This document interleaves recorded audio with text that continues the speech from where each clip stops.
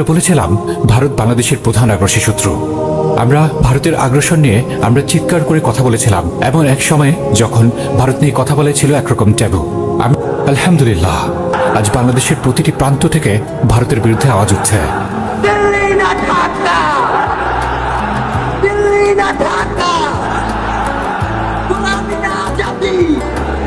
আজ আর কেউ বলে না ভারতের সাথে আমাদের রক্তের সম্পর্ক, কিংবা ভারতের সাথে বাংলাদেশের সম্পর্ক স্বামী স্ত্রীর মতো।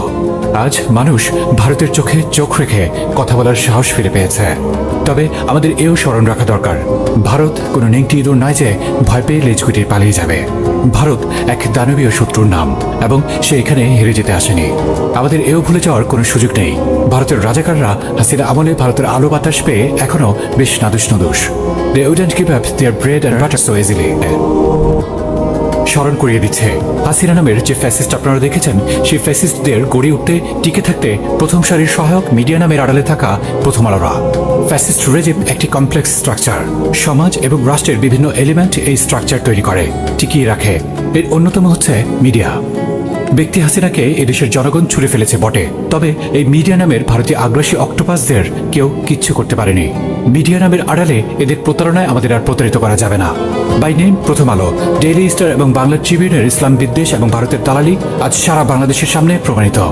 প্রশ্ন করুন, সেই মিডিয়ার কি অধিকার আছে বাংলাদেশের টিকে থাকার, যারা সিস্টেমেটিকভাবে এদেশের নিরীহ মানুষকে নাটক সাজিয়ে হত্যার উপযোগী করেছে?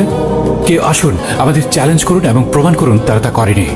আমরা সুশীলদের বলতে চাই, এখন এই জমিনের কম আর এত বোকা নয় যে তারা মিডিয়ার ক্যামোফ্লাজে লুকিয়ে থাকা ভারতের খুনিকে চিনতে ব্যর্থ হবে। আমরা একটি শত্রু কাঠামোর নাম উল্লেখ করলাম মাত্র।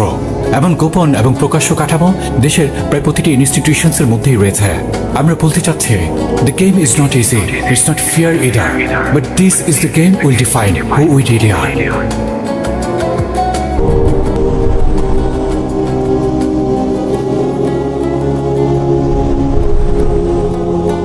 ভারতের এই আগ্রাসন মোকাবেলার জন্য আমাদের মৌলিক দুটি বিষয়ের প্রয়োজন হবে। এক, সম্মিলিত ঐক্য। দুই, সাহসী পদক্ষেপ। এখন প্রশ্ন হচ্ছে, এই ঐক্য কিসের ভিত্তিতে হবে? প্রশ্নের উত্তর পেতে হলে আমাদের খুঁজে দেখতে হবে আমাদের প্রতি ভারতের আগ্রাসনের মৌলিক কারণ কি। বা এই লক্ষ্য করুন, ভারতের আগ্রাসন যখন বাংলাদেশে প্রবলভাবে থাবা বিস্তার করেছিল, তখন তাদের মূল টার্গেট কি ছিল? এখনও যারা বাংলাদেশে বসে প্রকাশ্যে ভারতের দালালি করছে, কিংবা ভারতের এজেন্ডা বাস্তবায়নকারীদের দালালি করছে, তাদের মূল টার্গেট কি? ইসলাম। সহজ উত্তর, ভারতের সাথে আমাদের আদি শত্রুতার বিষয়টি হচ্ছে ইসলাম। ভারতের এই আগ্রাসনের মৌলিক কারণ বা রুট কজ আদর্শ বা বিশ্বাস। ভারতের আগ্রাসনের মূল চালিকা শক্তি হচ্ছে অখণ্ড ভারত গঠন, যা একটি ধর্মীয় এজেন্ডা। ভারতের এই আগ্রাসনের মূল মন্ত্র হচ্ছে চাণক্য নীতি। আর একটি আদর্শের মোকাবেলায় তার চেয়ে আরেকটি শক্তিশালী আদর্শেরই প্রয়োজন হয়, যে আদর্শ অটল, অনড়, অবিচল, কোনো নেগোসিয়েশনের সামনে মাথা নত করে না। যে আদর্শ দুনিয়ার কেউ রচনা করেনি এবং আদর্শের নীতিমালা দুনিয়ার কেউ প্রণয়ন করেনি। কারণ যা কিছু মানুষের জন্য তৈরি, সেই মানুষের স্বার্থে তা যে কোনো সময় যেমন ইচ্ছা তেমনভাবেই পরিবর্তন করে নেওয়া যায়। আপনারা কি এর যথেষ্ট উদাহরণ দেখেননি? এই উপমহাদেশে আমাদের এই বদ্বীপ ছোট হতে পারে, কিন্তু এর জিওপলিটিক্যাল গুরুত্ব অপরিসীম। এই ছোট্ট বদ্বীপের জনগণ আজ দানব একটি আগ্রাসী শক্তির চোখে চোখ রেখে কথা বলতে শিখেছে। তবে মনে রাখতে হবে, আমাদের এই পথ চলা এখনো অনেক বাকি। আমরা বারবার বলে এসেছি, আমরা অবশ্যই একটি আদর্শিক সংঘাতের মুখোমুখি হতে যাচ্ছি। আপনি সংঘাত এড়াতে চাইলেও সংঘাত আপনাকে ঠিকই খুঁজে নেবে। আজ তাই সত্য নয় কি?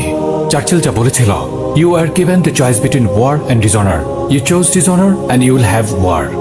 এখনো আমাদের দেশে আগ্রাসী ভারতের দালাল হয়ে অনেক গোপন এবং প্রকাশ্য কাঠামো বিদ্যমান আছে, যারা পুরোদমে তাদের মিশন এগিয়ে নিয়ে যাবার কাজ করে যাচ্ছে। আমরা এটি স্পষ্ট করে দিচ্ছি, আগামী দিনের জন্য এই জনপদের মুসলিম জনগোষ্ঠী তাদের বিশ্বাস, আদর্শ, তাদের ভারত বিরোধী আন্দোলন কার্যক্রমের বিরুদ্ধে সবচেয়ে কার্যকরী এক শত্রুর নাম হচ্ছে মিডিয়া। আর তাদের নেতৃত্বে রয়েছে প্রথম আলো, ডেইলি স্টার, বাংলা ট্রিবিউন। এই ব্যাপারে অনেক সুশীল কিংবা মোচলা শার্লক হোমসরা এই দিল্লির দালালদের ডিফেন্ড করতে এগিয়ে আসছে।